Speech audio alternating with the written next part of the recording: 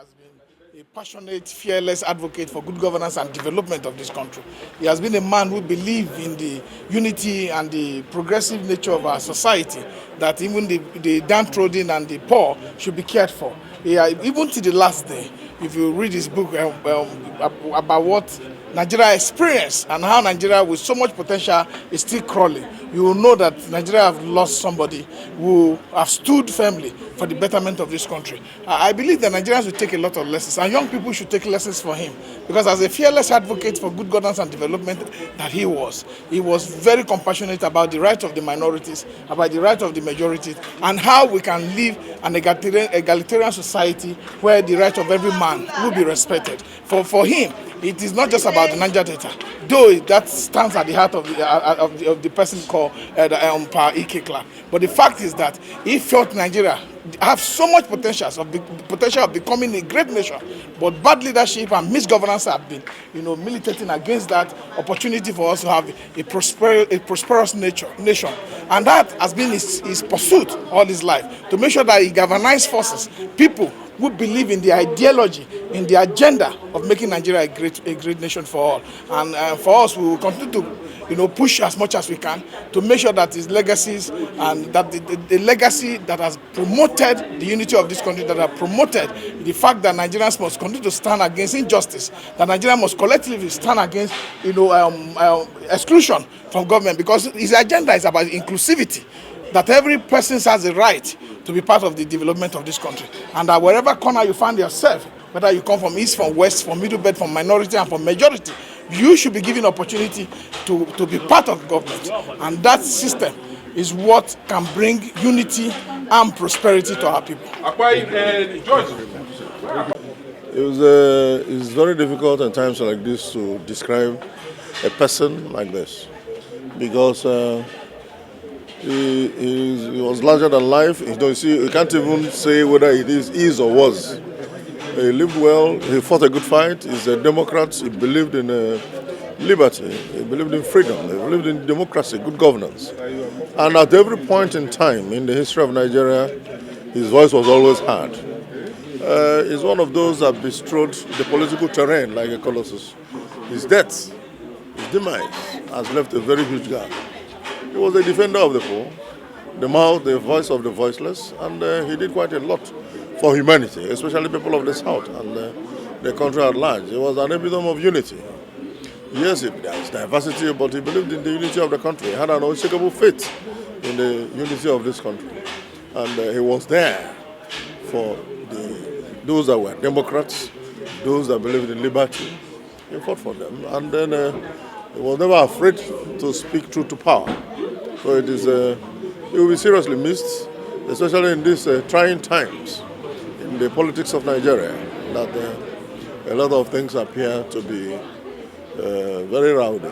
People like this are normally the moderating influence in whatever we do. He's going to be greatly missed in the political terrain and in the whole geopolitical system of Nigeria. Chief Dr. Eddie Clark. First of all, I want to say my name is Adam Ogomugomabo. Papa is something that we are speechless at this period, because he's my father. And every week, every time I came to check on him, in fact, he's a man that we describe as the Iroko. The Iroko in Ejoland, Niger Delta, and Nigeria. Papa has been the holy voice, not just voice, a vocal voice, who has speaking for the good of the Niger Delta people, Nigeria at large. And with the ideas, Papa, today people are heard about PANDEF. Even the issues where we talk about Niger Delta Avengers, when His Excellency Buhari came in as a president, Papa was involved. That was where the OPs come. Even when late President Musa Yar'Adua was a president of this country, issues of Niger Delta receiptness, Papa was heavily involved, which also led to the presidential proclamation, the presidential amnesty program. That has already given a peace and political stability in the Niger Delta region. Today we are all gathered here for a great man, If we have the power to bring Papa back, we could have bring him today.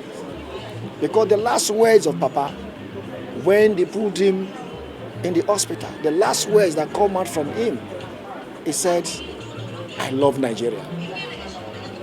That is the language, the last words from him, that he loved Nigeria. Your Excellencies, Your Royal Majesty, the Olu of Warren here represented by the Oluboshere and the high-level delegation, other very top government or former government functionaries. I specifically want to welcome General Onoja, former governor of several places. Please, let's give a round of applause. He's one of the children of this house. And in a special way, we welcome His Excellency Obon Victor Atta, the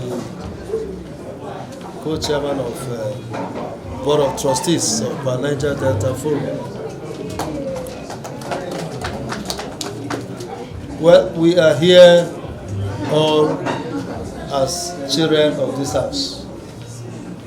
But the head of the Clark family, Professor College, don't mind also, that's why we answer good names. Professor College Clark, who is the younger brother of our departed father, head of the family. And we have the other children here, the first daughter, or the first child of Chief Clark, his daughter, Mrs.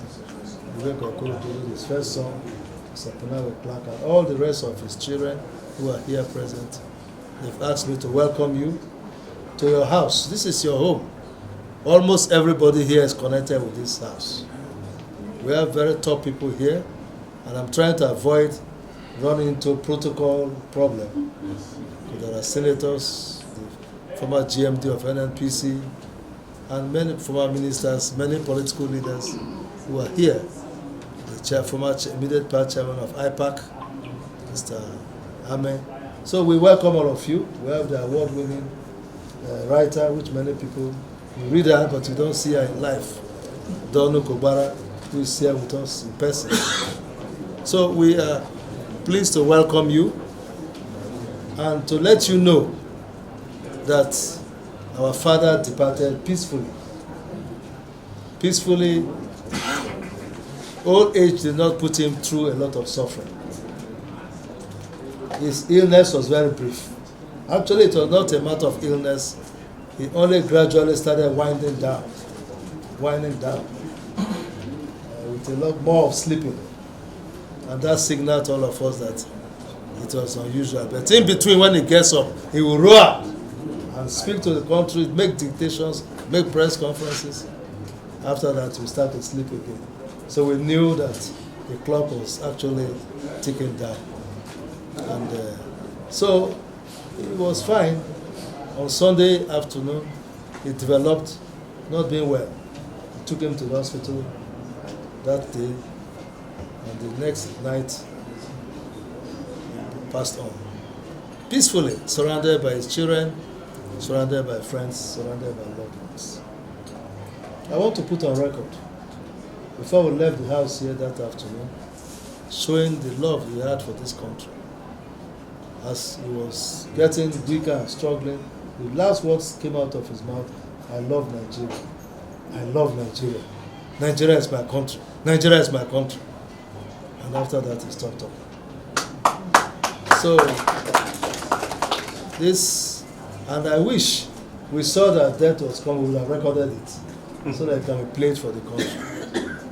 But that shows the heart of the man and the love he had for this country. A man of courage. So we welcome you, and his injunction is that nobody should mourn him, that his life should be celebrated, because he has lived it fully. And we're happy that all of you have come. There's nobody here that is not connected with him one way or the other. So please feel free. And he said when you come to this house, he warned there must be something for everybody to drink.